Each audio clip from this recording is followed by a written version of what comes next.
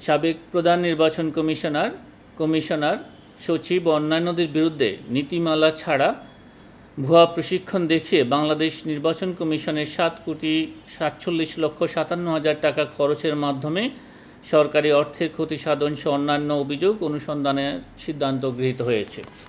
আমরা ইমিডিয়েট কমিশনের কথা এখানে মেনশন করা হয়েছে। আর বিস্তারিত আমাদের যে অনুসন্ধান দল কাজ করছে তারা যখন কাজ করবে আমরা এই কমিশন সহ আরও পিছনের কোনো বিষয় আছে কিনা সেগুলি তারা অনুসন্ধান করে প্রতিবেদন দাখিল করবেন।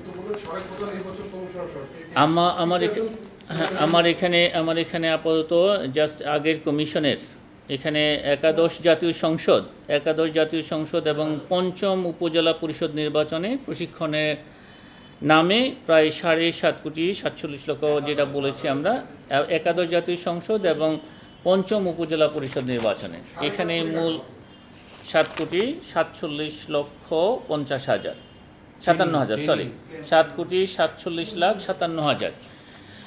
বাট এই অনুসন্ধানকালে আরও যদি আপনার বিষয় আসে সেগুলিও বিবেচনা করা হবে।